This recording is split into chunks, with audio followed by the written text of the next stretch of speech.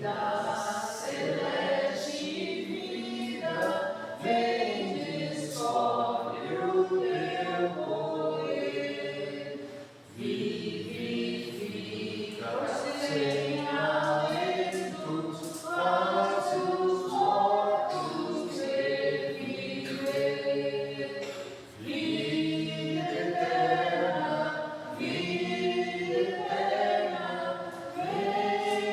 todos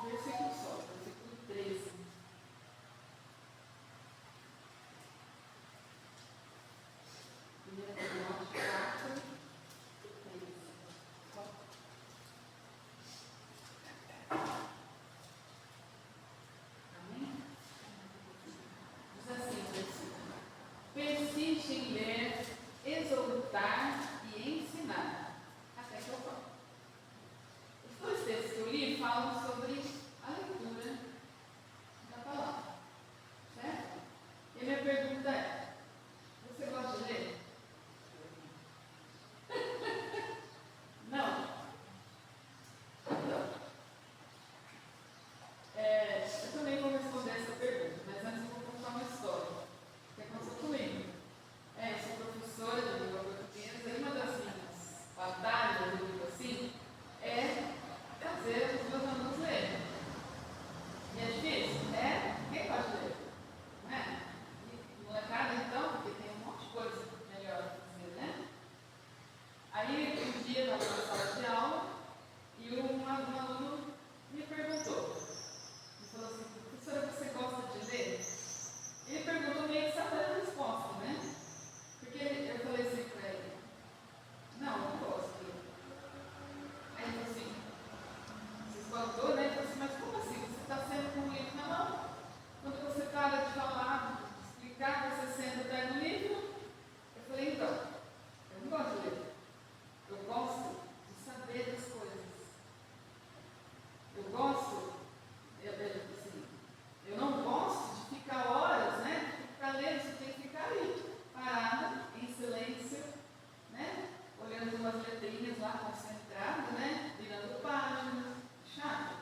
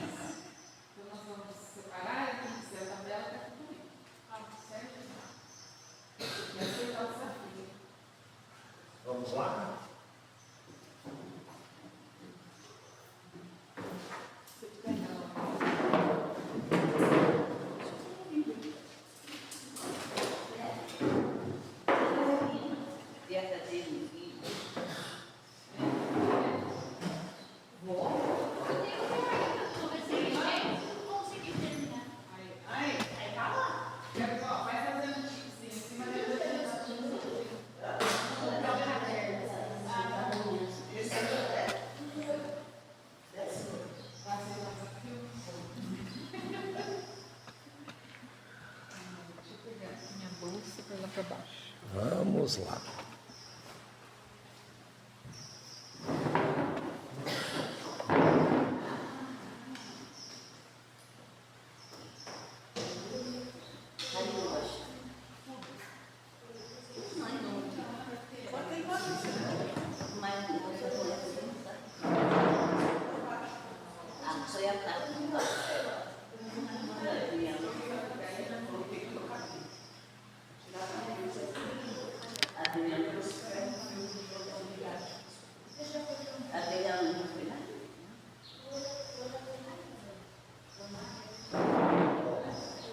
Nós paramos, estamos falando sobre o quê? Sobre o livro de Mateus, capítulo 5. Nós começamos Amém, Sermão da Montanha. Então, e Deus foi tão tremendo que eu pedi uma confirmação para Deus sobre o pastor Rubens, que vocês vão conhecer hoje à noite. E eu falei para Deus, Deus, eu gostaria que tu me confirmasse sobre a vinda deste pastor. E lancei um desafio a Deus. Como assim, irmão? Você lança um desafio a Deus? É correto? Posso fazer isso? O que você mais acha? Tem alguns homens na palavra, na Bíblia, que lançaram desafios a Deus. Pediram uma confirmação para Deus. Não é que eles estavam tentando a Deus, eles estavam pedindo uma confirmação para Deus. Foi isso que eu fiz. Domingo foi a posse do pastor Rubens. Chegando lá, eu tinha pedido, lançado o seguinte desafio para Deus: Deus, eu gostaria que ele pregasse alguma coisa que eu já tinha falado, que eu já tinha pregado dentro da tua casa. Sabe qual foi o texto que ele pregou? Mateus capítulo 5, as bem-aventuranças. Exatamente aquilo que nós tínhamos começado a conversar aqui no domingo de manhã. Aí Deus virou e falou assim, só que aí também a gente tem que lembrar, quando a gente lança esses desafios para Deus, Deus também nos puxa as orelhas. E aí o Espírito Santo deu uma puxada na minha orelha e disse assim: precisa de mais alguma confirmação ou está bom essa daí? Se é exatamente o mesmo texto, está bom para você ou não? Eu disse, entendi, Deus. Enfiei a minha viola dentro do saco, fiquei quietinho, sem resmungar. Por quê? Porque eu tive a confirmação que eu pedi. A gente tem que estar. A gente pode fazer essas coisas, podemos, a partir do momento que nós temos intimidade com Deus. Se nós temos intimidade com Deus, você está dizendo isso para dizer que você tem intimidade com Deus, Cleber? Não faço isso para agradar, não, irmãos. Mas aquilo que nós temos aprendido aqui é que quanto mais nós oramos, quanto mais nós lemos a palavra, quanto mais nós conhecemos Deus, mais íntimos e mais próximos dele nós ficamos. Tá certo? As irmãs estão vendo lá que tem um bebedourozinho lá, ó. Aquele bebedourozinho vai ficar lá agora, certo? Não vai ficar lá embaixo descendo, é água mineral purinha. Tem um outro galão desse que eu ganhei em casa, tá lá. Certo? Então, na hora que estiver acabando esse, eu já trago o outro cheio. Tá bom? Então, vamos lá, irmãs. Vamos lá no capítulo, nós lemos o versículo do 1 ao 3, né? E aí nós vamos começar agora. Nós vamos ler o 4. Quão abençoados são os que planteiam, porque serão confrontados, serão confortados. Na versão de vocês está consolados, no meu está confortados. Abre lá para mim, Sara, em Isaías 61, 2.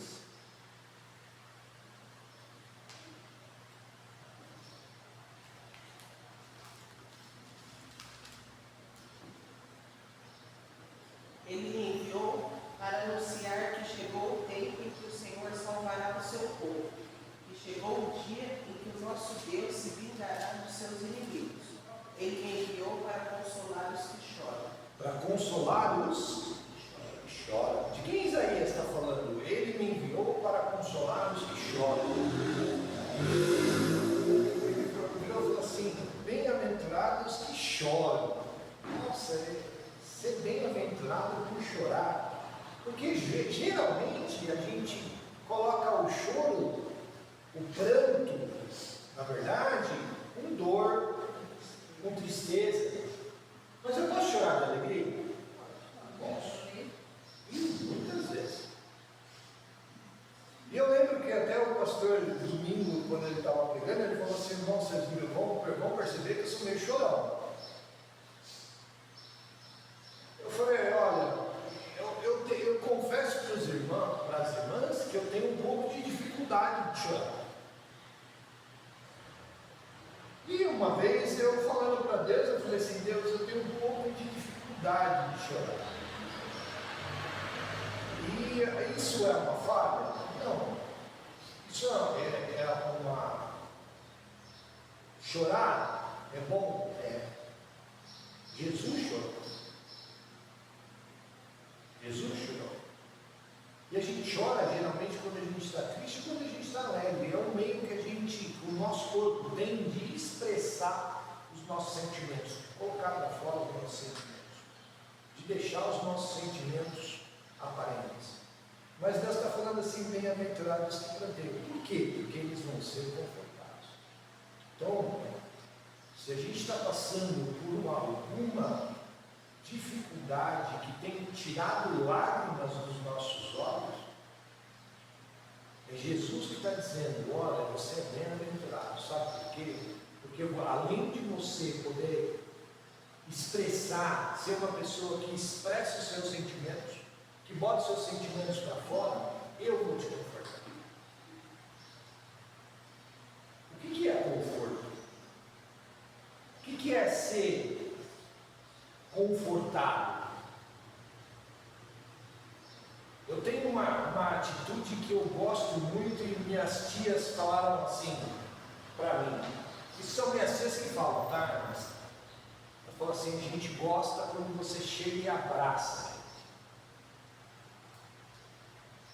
Eu tenho uma tia, minha tia ali, ela vira para mim e fala assim: eu gosto do seu abraço. Eu gosto do seu abraço. Eu tenho uma prima minha que, quando ela perdeu a mãe, ela virou e falou assim: eu não vi a hora de você chegar. Ela falou: por quê? Porque eu quero o seu abraço. Eu gosto do seu abraço. Eu me sinto confortável no seu abraço. Falei: que bom, legal. Não sabia dessa Edna. Ela falou: eu gosto do seu abraço. E a minha mãe gostava do seu abraço. Ela gostava do seu abraço. Então, nós sentimos confortados quando nós sentimos abraçados, quando nós sentimos acariciados, naquele momento onde alguém vira para nós e fala assim: está aqui meu ombro. Eu não vou tirar a dor. É isso que Deus está dizendo. Olha, você vai passar por essa. A dor está aí, mas você tem o meu ombro, você tem o meu abraço, você tem o meu colo para se sentir confortável.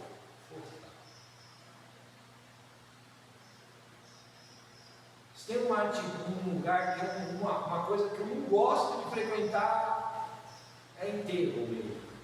Não gosto, é velório. Eu não sei como agir. Eu não me sinto confortável, mas vou. Vou por causa do quê? De participar. Tem aqueles, é lógico que a gente não tem opção, tem que passar por aquela situação.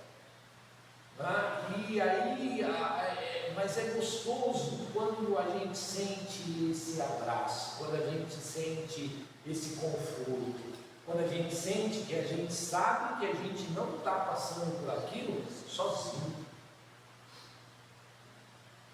Então, todas as situações que nós estamos tendo, Jesus está colocando nesse versículo, dizendo: olha, as situações de tristeza que você vai passar, você não vai passar sozinho. Você tem um Deus que te abraça e que te conforta. nos momentos mais difíceis que você tem. Eu acho que o momento da separação por causa de morte é uma das coisas que mais nos machuca. Que mais nos machuca. Eu passei algumas vezes por essa situação.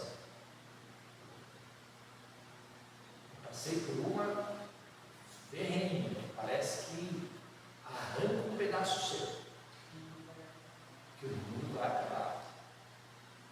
Mas em todos os momentos, eu tinha certeza que eu tinha Deus comigo. Me senti confortável. Amém? Tudo bem? Dúvidas em relação a essa bem-aventurança? Mas não seria mais fácil Deus arrancar, não permitir que eu tenha que passar por alguma situação que eu vá chorar? Não passa essa pergunta pela nossa cabeça?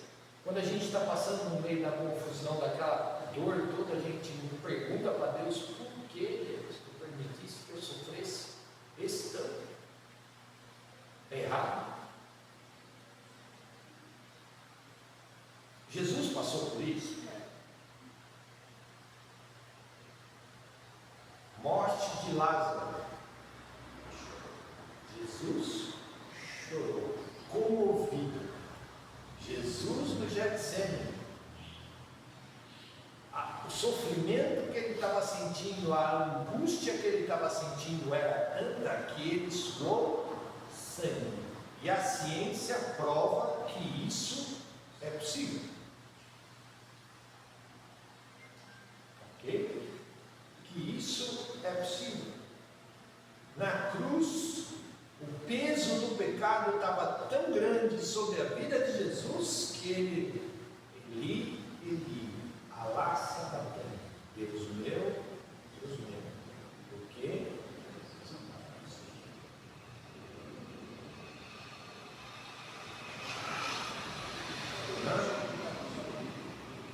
Não, pecado faz o que com Deus? Separação. E nós não podemos esquecer que Deus vela para cumprir a sua palavra. E o peso dos nossos pecados estava sobre Jesus.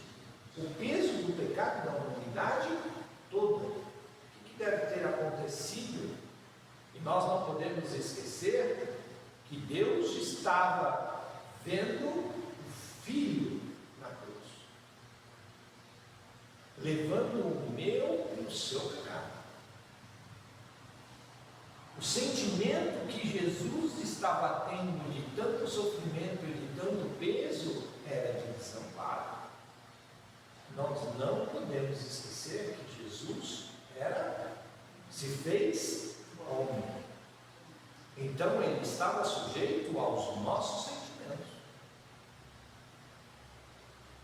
Então era o sentimento de homem falando. Mas Deus não nos desamparou. Tanto é que quando Jesus fala essas frases e entrega o Espírito na mão de Deus, Jesus logo em seguida diz o quê? Pai, na tua mão entrega o meu Espírito. E aí Jesus expira, morre. Para alguém que tinha dito momentos antes: Deus meu, por que me desamparaste?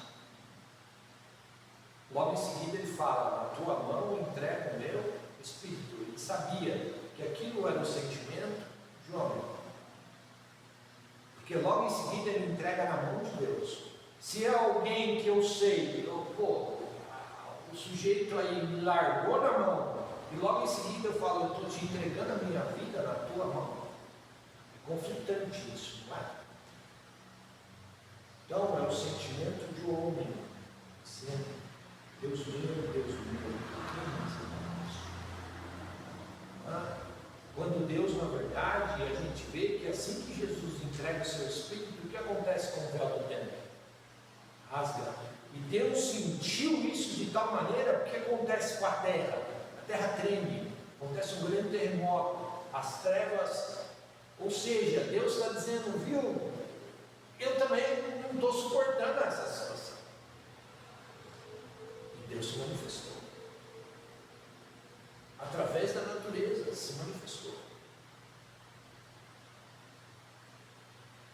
Quando nós lemos o livro de Apocalipse, por exemplo, nós vemos que quando Jesus voltar para governar, tem sinais que vão marcar a terra para sempre. Como, por exemplo, o Apocalipse descreve que Jesus descerá sobre o Monte das Oliveiras em Jerusalém. Você já esteve lá, você sabe como é que ele é. Não é um montezinho qualquer, não é um barranquinho. Ele é uma montanhazinha razoável, uma subidinha razoável. Mas Sara, a Bíblia diz que Jesus colocará os pés sobre o Monte das Oliveiras, ao ponto dele se fender em dois. Você já imaginou o tamanho do terremoto que vai chacoalhar a terra para dividir aquele monte em dois? As pessoas às vezes leem isso e não entendem. Só que o terremoto, ele pode ser local, ele é local, mas ele tem uma amplitude razoável.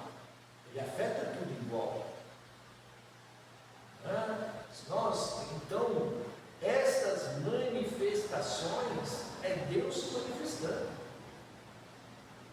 Tudo bem? Quando nós lemos a palavra, a natureza grita pela tua vinda. Isso que nós estamos vivendo hoje é a natureza gritando, se agitando. Por isso que a gente está vendo esses temporais sem precedentes, enchentes sem precedentes, incêndios sem precedentes, terremotos nunca vistos antes. Não sei se vocês estão acompanhando aí a nevasca nos Estados Unidos e no Japão, matando não sei quantas pessoas por dia. Ah, mas sempre teve. Sempre teve, mas na escala que nós estamos vendo hoje, não.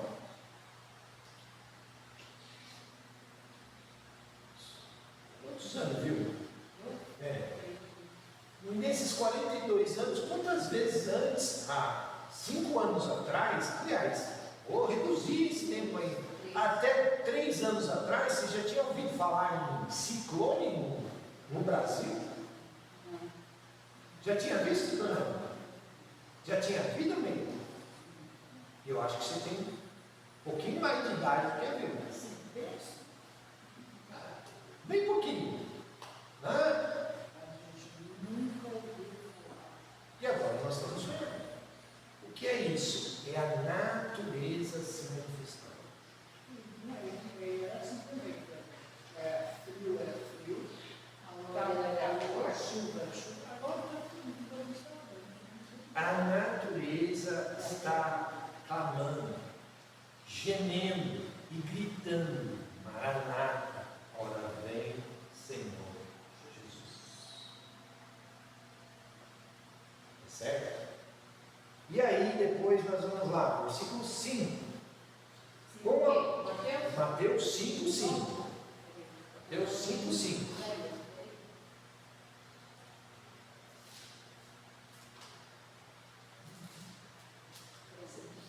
Quão abençoados são os pacíficos, porque herdarão a terra.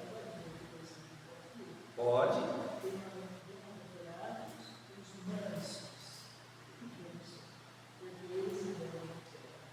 O que é ser manso e ser pacífico?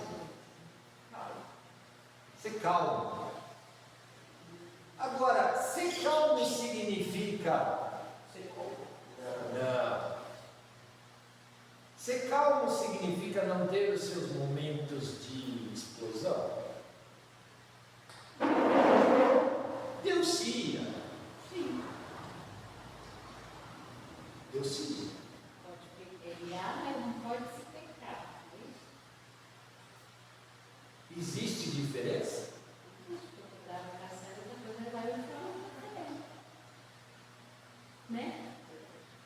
chegar em vias de fato.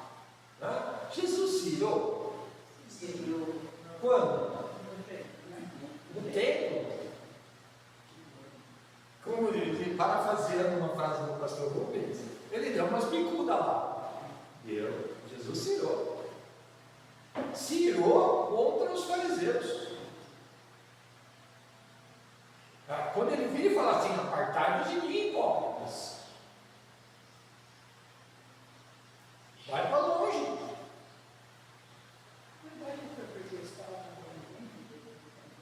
Não só porque eles estavam vendendo por dentro do templo, mas porque eles estavam fazendo com o povo.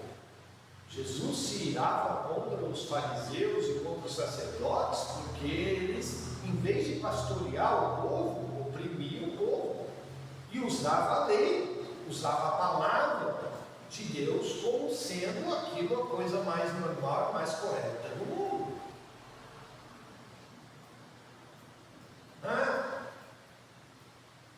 Então ele está dizendo, olha, mas bem-aventurados são os pacíficos. E ser pacífico não significa ser bom, ser bobo. Mas eu tenho os meus momentos? Tenho. Mas a partir do momento que eu vivo na explosão, sabe aquela pessoa que você dá medo de você falar com ela porque parece que ela morde? Aquela pessoa que está fechada, carrancuda o tempo todo. Aquela pessoa que você tem medo de chegar perto dela. Porque ela morde. Entendeu? Eu, de vez em quando eu brinco com a minha irmã. A minha irmã vira para mim e fala assim, muitas vezes, ela fala assim, você esqueceu que eu já fui sua funcionária. Porque minha irmã já trabalhou comigo. Ela falou, você já esqueceu que eu sou minha funcionária. Eu falei, mas eu saía mordendo o tempo todo? Ela falou assim, não, eu falei, só quando necessário. Eu falei, só quando necessário. Mas o que ele está dizendo, aquelas pessoas raivosas, aquela pessoa que tem raiva da vida, tudo está ruim. Minha mãe, né? A minha irmã, nossa, gente, eu ia perguntar, que igreja eu chegava, eu estava sozinha, eu ia perguntar uma coisa. Mas é bem, e eu falava, mas logo quando eu conheci a sua irmã, a Zilda me apresentou ela e falou assim, cuidado com ela, porque ela não é mole não. Mas eu me dava bem com a Ruth. Eu conversava bastante com a Ruth. Ela virou e falou assim, vocês dois se entendem. Eu falei, a gente se entende. Por quê? Ele falou, cão bravo querendo morder cão bravo. Eu falei, não sou cão bravo. Eu não saio mordendo todo mundo. quando ela ficou comigo, quando ela ficou bonitinha, que ela ficou em casa, né? E os médicos, os meninos lá, ela não tinha que ela trabalhava no São Francisco. Nunca vi.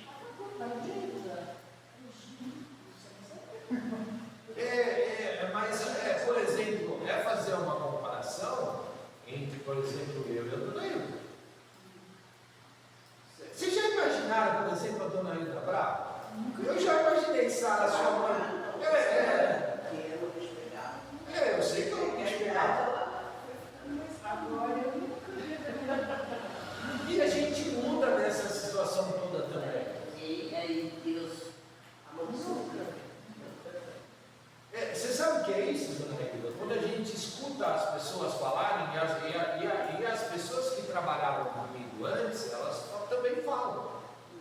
Você mudou. Você mudou. O que é isso? É Deus trabalhando as nossas vidas. Nós deixando ser moldados. E é gostoso quando a gente vê, alguém vira e fala assim, está mudando. Aí no caso, Você mudou. Domínio próprio. Quando nós lemos lá, Jesus virando para Nicodemos e falando assim, Nicodemos, eu amo esse texto. Eu amo esse texto, e os irmãos já perceberam que eu cito bastante ele. Necessário vos é nascer de novo. Nicodemos, não dá para transformar, não dá para dar uma maquiagem. Você vai aprender tudo de novo, de uma nova forma.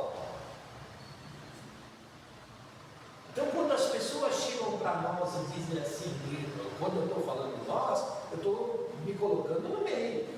É gostoso quando a pessoa chega para nós e fala assim, você mudou. É ruim quando a pessoa fala assim, mudou, é pior. Mas geralmente, quando as pessoas viram para nós e falam assim, você mudou, geralmente é por bem. Geralmente seria por bem. Porque se for por mal, a pessoa vai virar e falar assim, você continuou mesmo, você piorou. Conseguiu ficar pior do que se já era. Não, mas quando Deus vira e fala assim, quando alguém chega e fala assim, você mudou, é sinal que Deus está trabalhando na tua vida de tal maneira que já está, é perceptível para as outras pessoas. E tem aquelas pessoas que a gente gosta de estar do lado. Por quê? Porque são pessoas pacíficas. São pessoas que não querem a guerra. Mas você já viu que tem aquelas pessoas que gostam do confronto. Tem aquelas pessoas que gostam de brigar. Nós passamos por uma situação que me incomodava. Eu chegava à noite em casa, eu não conseguia dormir comigo mesmo. Porque eu era obrigado a partir do confronto. Só que aquilo não me deixava em paz. Aquilo roubava a minha paz. Por quê? Porque eu não gostava de ser daquela maneira. Não gostava daquilo, da situação que estava acontecendo. Agora tem pessoas que não. É por isso que a minha diferença está com a minha irmã, sabe? As pessoas no escritório viram para ela e falam assim, quando ela chega feliz, alegre, legal e tal, está doente. Falam para ela, está doente, está bem, está com febre, está passando bem. Porque o natural dela é chegar mordendo. Entendeu? Viu? Começa a mudar isso. Tanto é que quando ela começou a mudar, foi aí que ela passou a ganhar convites, porque é um pé de boi. Trabalha muito bem, excelente profissional. Falei, mas quando você parar de morder as pessoas,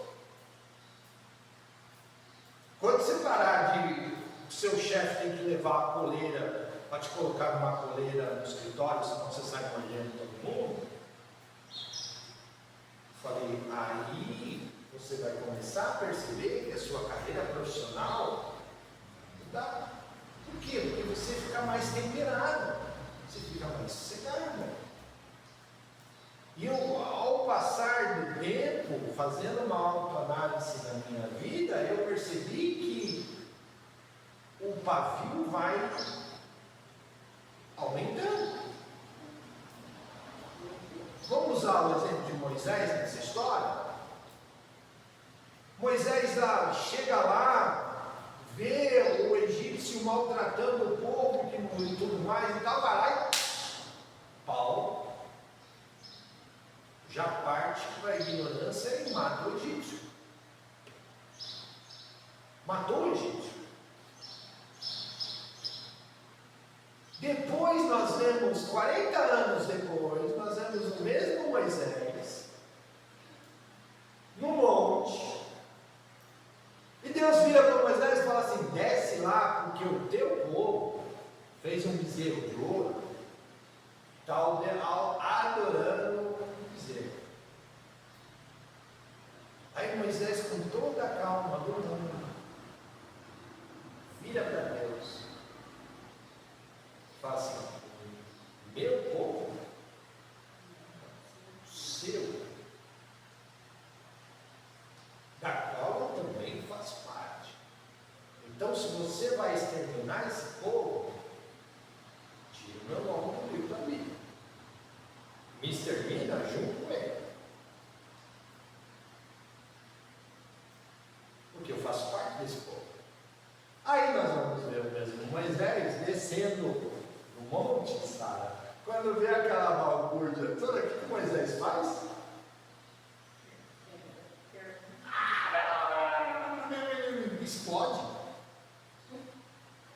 Explode. Quando Moisés e o povo começa pesar na mente dele, ó, a gente quer água, a gente quer água, a gente quer voltar para o Egito, que não sei o que e tal. Deus vira para Moisés e fala assim, fala com a pedra. Moisés já estava com a cabeça acho que tão cheia. Eu não critico Moisés por causa disso, porque eu acho que se eu fosse ele, eu tinha feito pior. Não, desistiu não, aqui naquela época não existia granada, eu tinha soltado umas granadas no meio do povo. Falava, já que vocês querem água, vamos lá. Vou explodir um monte aí, a gente resolve isso. Mas não, ele foi lá e bateu com a pedra. Mas todas as vezes que nós deixamos esse sentimento de raiva, esse sentimento, essa nossa velho homem descer da cruz, nós passamos por consequências. Minha irmã mesmo, voltando ao exemplo da minha irmã, ficou anos sem poder assumir um cargo de liderança. Ela era líder dentro do escritório por mérito, mas não era empossada no cargo por causa do gênio dela.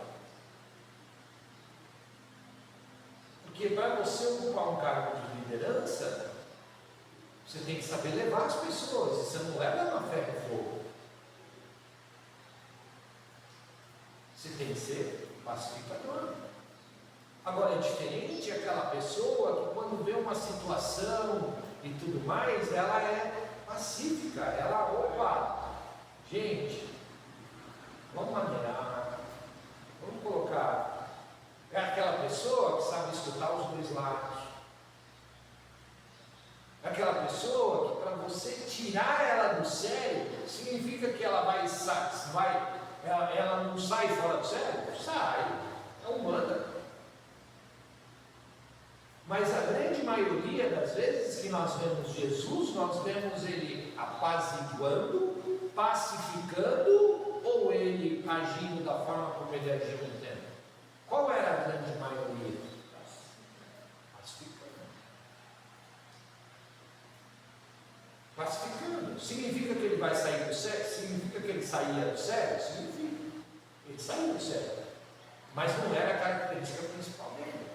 Qual é a característica principal que as pessoas nos veem? Eu já tive a impressão das pessoas virarem e falarem assim, as pessoas têm medo de falar com você porque você acha que você morde. Já tive já fiz essa impressão, sabe? Chegou um momento que eu virei e falei assim, Deus, eu não quero ser conhecido assim. Não quero. Muda isso em mim. E Deus vai trabalhando. Está 100% ainda, não está 100% não. De vez em quando. Mas teve uma época, sabe, que meu irmão virava e falava assim, você parece um tanque de guerra desgovernado. Já viu um tanque de guerra desgovernado? Um tanque de guerra, você já viu um tanque de guerra em operação? Ele passa, se ele fosse passar no meio dessa rua aqui, ele ia passar levando todos os carros que estão na frente dele. Passa por cima. Passa por cima. Não para. Para você parar ele, você tem que explodir ele. Literalmente. E meu irmão virou e falou assim, você parece um tanque de guerra desgovernado, que arrancou a alavanca do freio de mão, sai passeando em cima de tudo. Hoje meu irmão vira e fala assim, você mudou. Está mais para cordeirinho do que para lobo. Que bom. Tá certo? Tudo bem? Abre lá no Salmos 37, 11.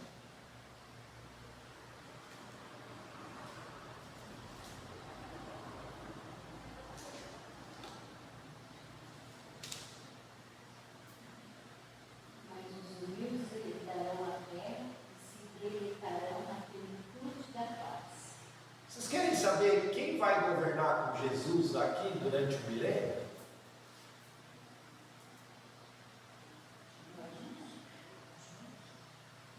Os humildes e os mansos, os pacificadores. Eles vão governar com Jesus na terra, porque vai ser um reino de paz. Está segredo. Lembra quando nós estávamos estudando o livro de Daniel? Nós falamos, vai haver um momento que Jesus volta e volta com o povo para governar. E vai ser um reino de paz. Então, o povo que vai voltar com Deus, que é o segredo dele, está aí. Os humildes, os humanos. Versículo 6: quão abençoados que têm fome e sede de justiça, porque serão satisfeitos. O que as irmãs acham desse daí? O que é ter fome de justiça? Primeiro, o que é justiça? A verdade? O que mais? O que é ser justo? Ser honesto. Ser honesto? O que mais? Fazer a vontade de Deus. Fazer a vontade de Deus? Vamos lá, nós não chegamos nisso ainda não. Vocês já viram o símbolo da justiça? É uma mulher vendada, com uma balança na mão, e os pratos da balança estão alinhados, certinho. Por que o símbolo da justiça é essa? Por que vocês acham que o símbolo da justiça é essa? E eu vou fazer uma pergunta. Quem estava errado? O português chegou aqui vestidinho dentro do barco dele e tudo mais, chegou aqui e encontrou uma indiaiada na praia. Como é que o índio estava? Quem está certo? O português que chegou aqui vestido ou o índio que estava aqui pelado? O índio chegou. A casa era dele. Português, o índio, Ele estava na casa dele, na sua casa. os dois.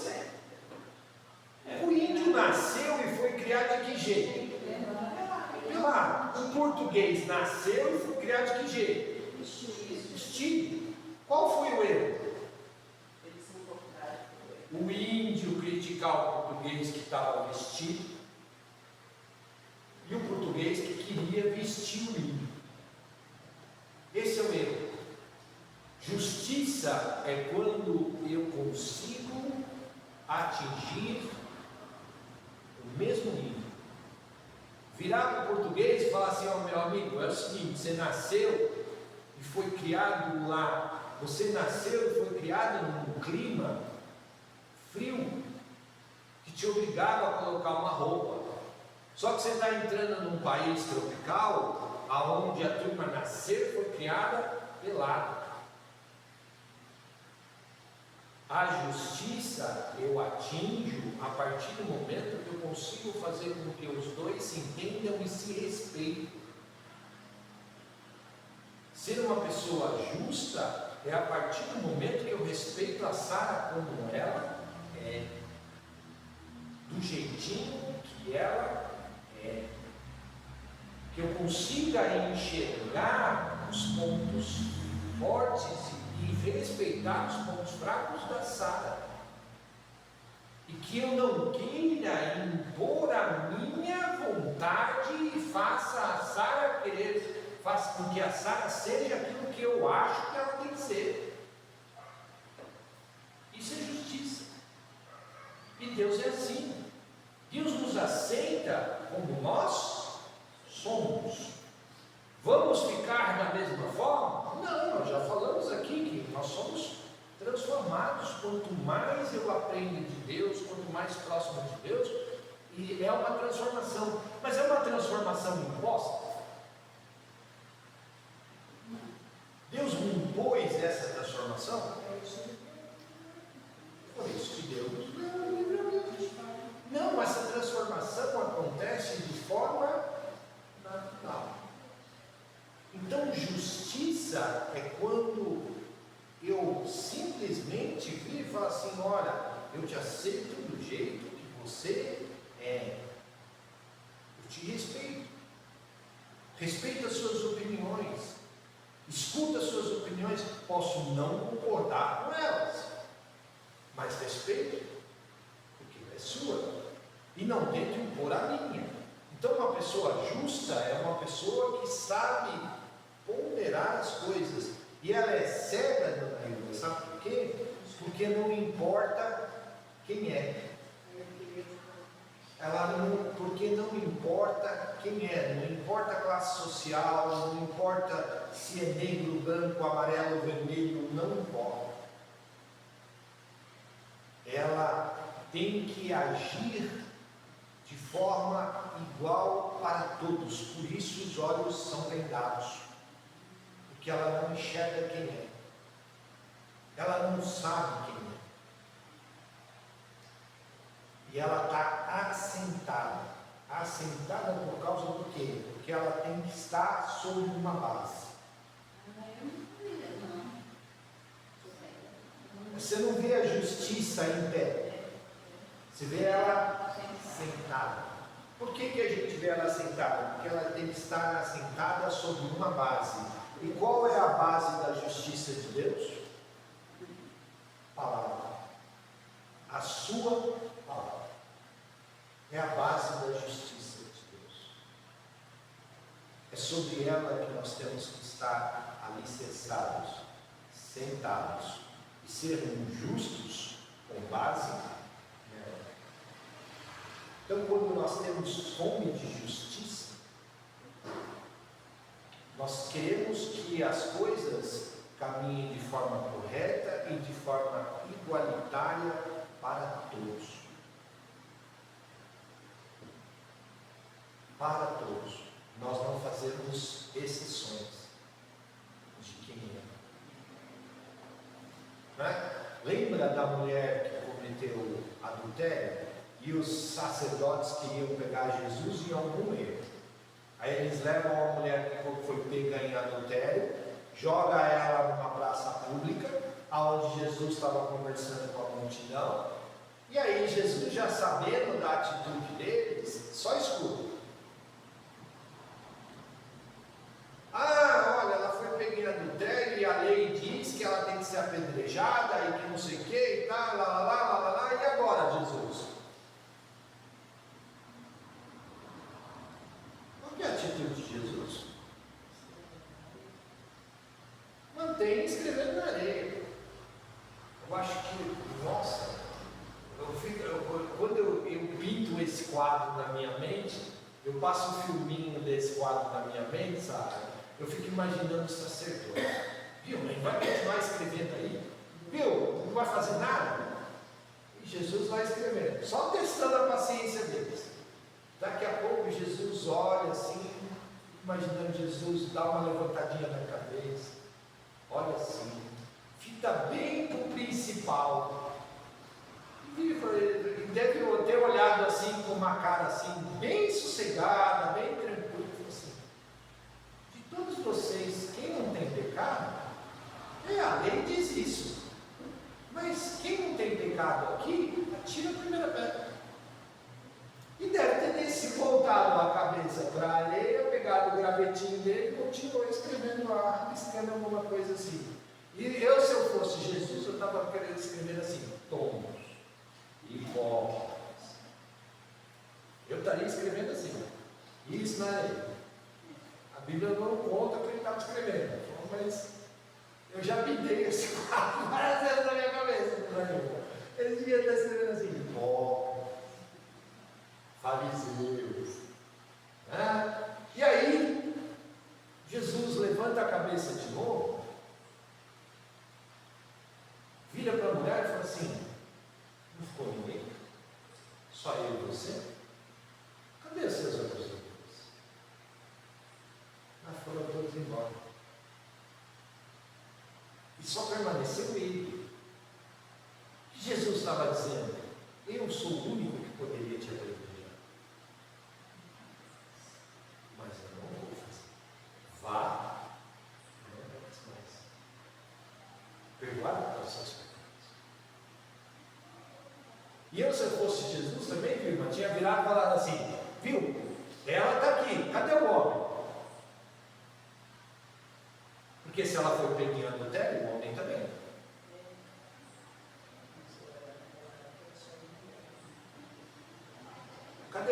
Mas a lei de Moisés me fala, na lei estava escrito que eram os dois, não era um só não, tá?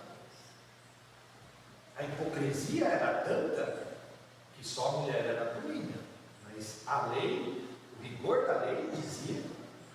Mas hoje ainda é assim, né? Como diz meu pai, o homem cai 10 vezes, levanta é o homem. Agora a mulher caiu, já é. Ou você muda de estado, ou você muda nem vários de estado.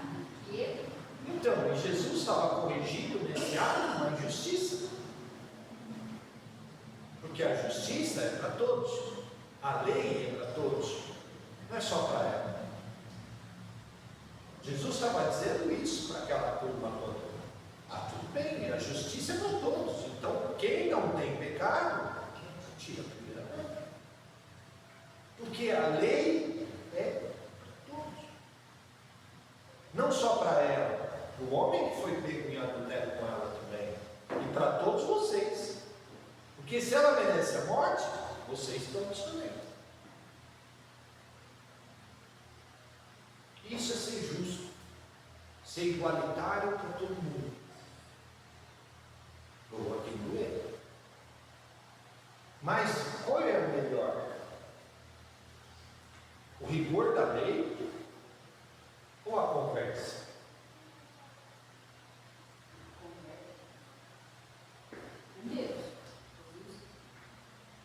Todos nós somos pais. Todos nós. Dona Eda, a senhora fustigou o lombo da Sara? Não? A minha mãe fustigou o meu. E olha, dona Eda, eu aprontava. Eu criei na conversa. Gritar, eu gritava. Tem hora que tira gente. Do céu. Mas eu apanhava. Quem que tomou um tapa no dia do pai? A Cássia e a Núria. Somente. Só. Foi a Núria, não foi a Núria? Mas era pouquíssimas vezes. Foram pouquíssimas vezes. Foi uma vez. Eu tive uma época, dona Eda, que assim, eu era tão espoleta que o dia que eu não apanhava, alguém perguntava, ele está doente? Porque sinal que ele não aprontou. E eu aprontava feio, né? Aprontava feio. Eu já contei para vocês já algumas peripécias que eu fazia.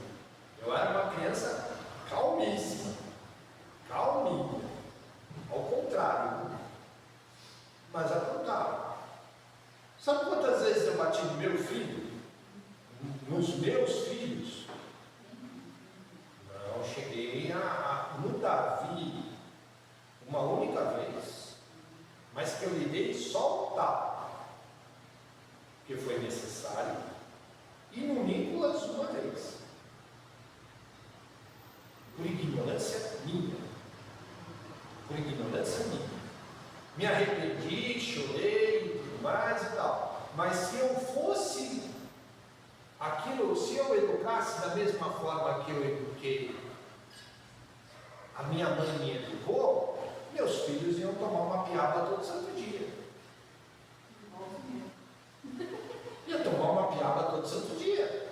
E minha mãe ainda fazia eu ir lá e recolher o pé, nós cortávamos a vara com o qual nós íamos apanhar. meu pai fazia lá corta. Tinha um pé de vara.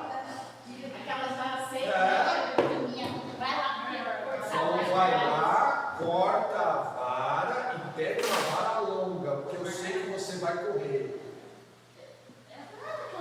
Faz, pastor.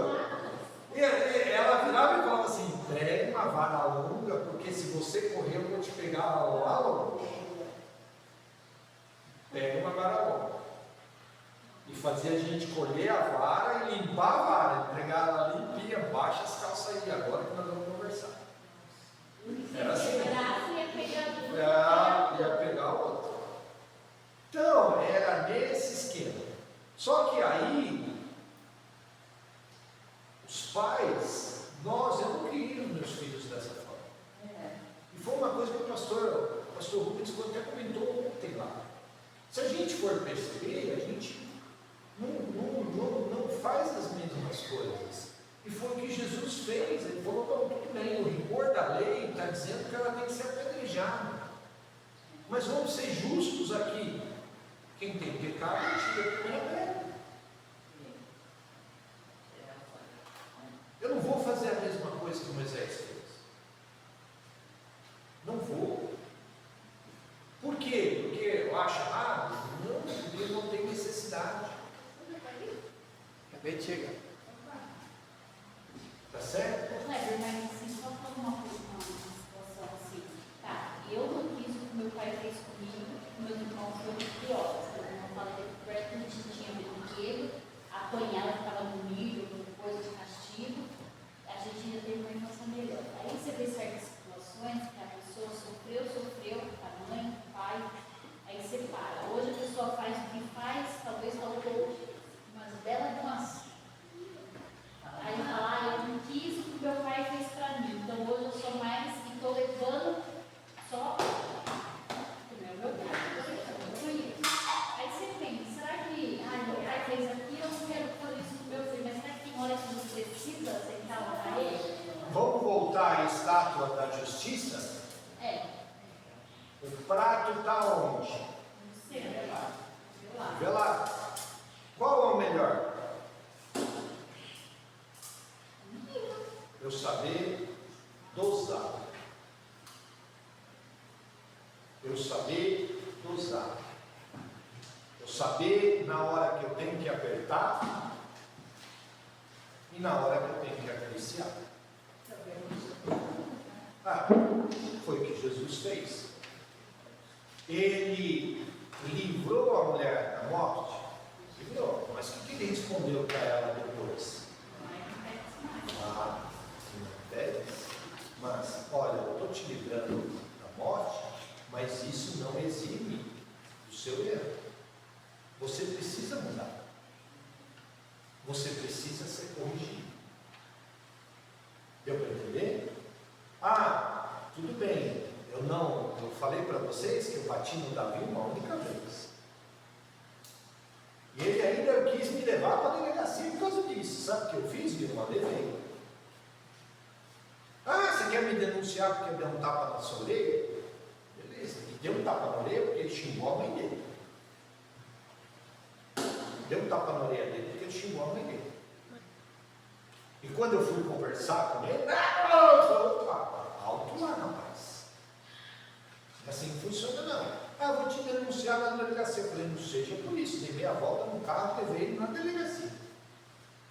Olha, delegado, ele veio aqui, só que sabe quem era o delegado? Um cara que era amigo nosso, meu e da mãe dele, que tinha trocado as fraldas dele, que tinha o mesmo nome que ele.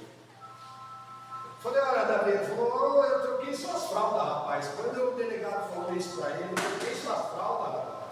Ele já quietou. Falou, o que acontece aqui, Cleber? Eu estou aqui porque ele quer me denunciar. Você quer denunciar? Tem certeza? Tem. Chamou o escrivão e tudo mais. Nós vamos registrar um boletim de ocorrência.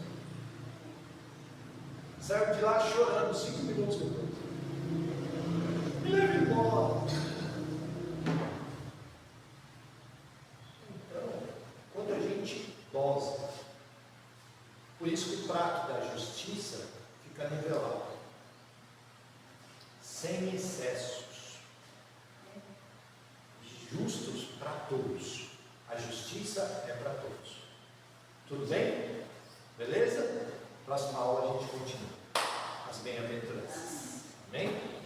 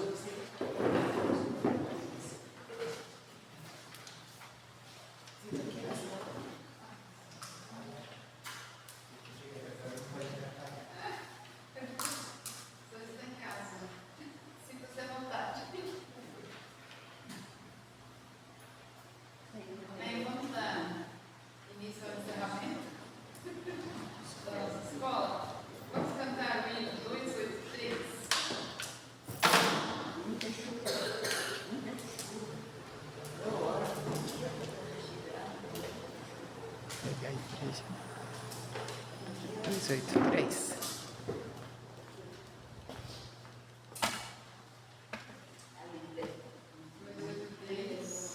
Vida santificada.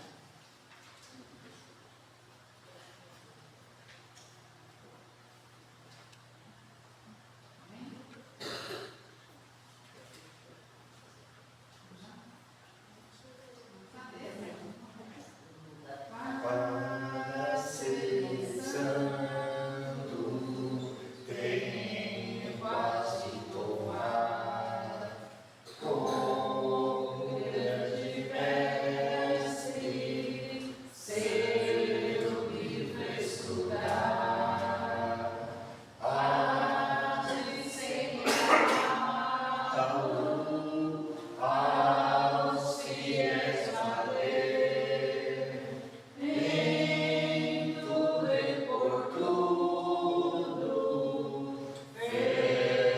fervoroso ser, para seres puro, tem paz de encontrar, a sós com teu mestre, muito frequente estar. Teu olhar bem fito, nele sempre ter, em tua conduta,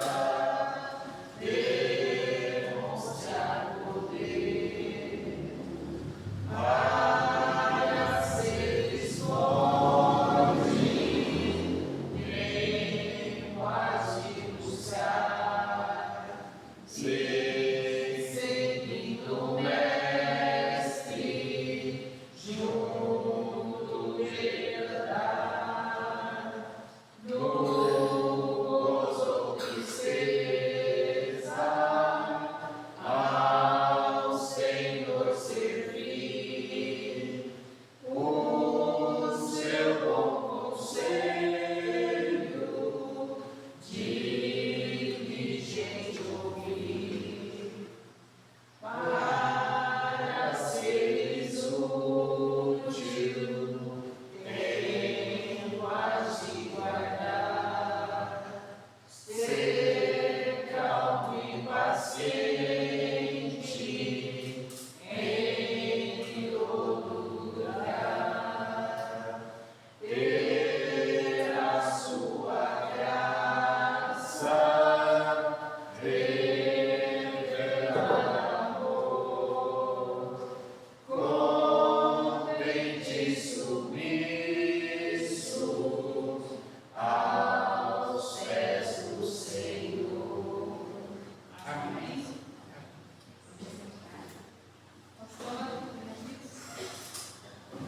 Hoje, dia de Santa Ceia, né? E, não é. Hoje foi a semana passada. Hoje é dia de nós recebermos o pastor que está chegando para nos ajudar. E às 5 horas, a gente quer todos para receber, nós vamos ter um boleiro. E a gente pede que quem puder vir, na forma pública, estagiário de a igreja está precisando. Deus queria aumentar o conceito das coisinhas e hoje nós vamos fazer um pouco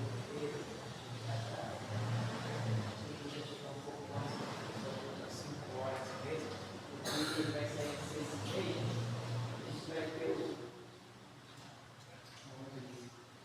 confraternização e eu vou ver se eu consigo fazer uma liturgia um pouco mais rápida para acabar umas 6h20, uns 10 minutos aí, tá bom?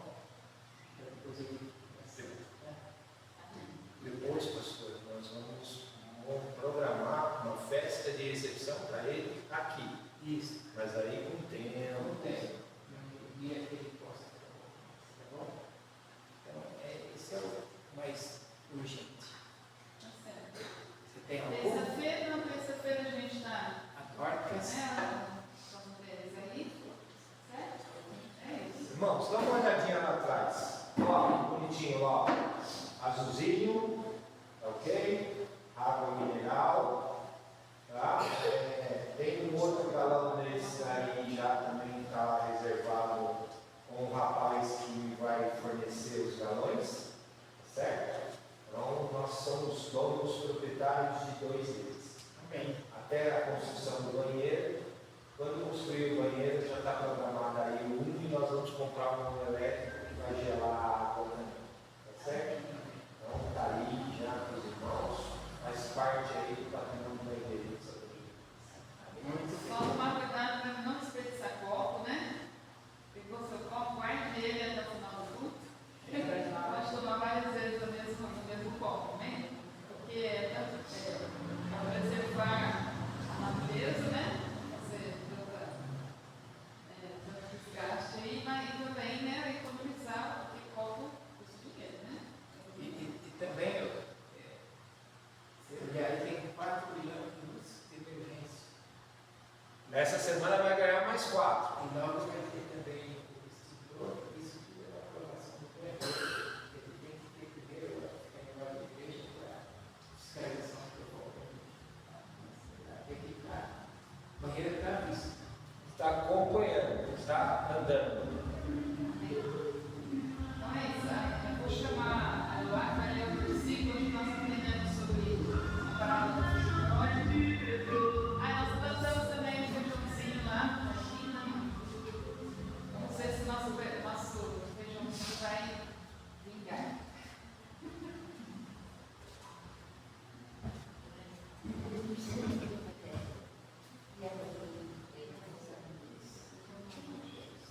Baixa um pouquinho mais aí. Segura na nossa cabeça. Isso. Disse o pai: Meu filho, você está sempre comigo, e tudo que eu tenho é seu.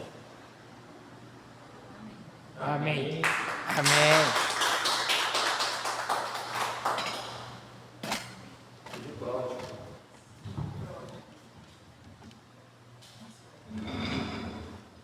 Então vamos encerrar, nós vamos orar. Agradecer.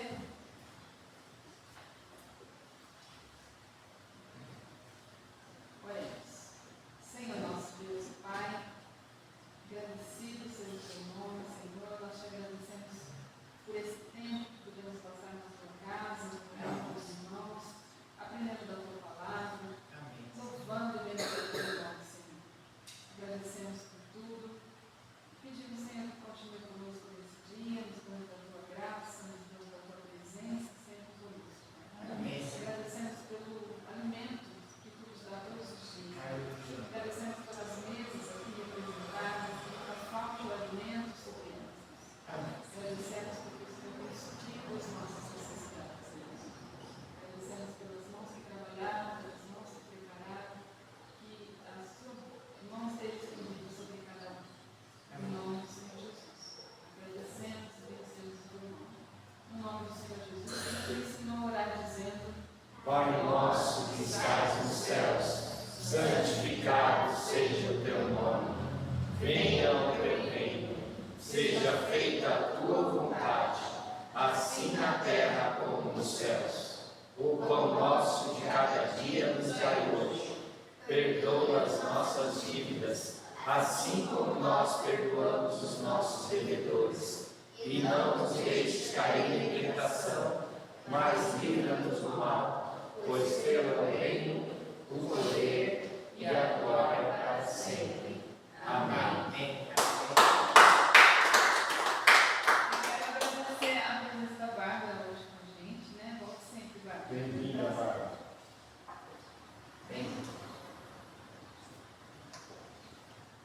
Pode desligar aqui?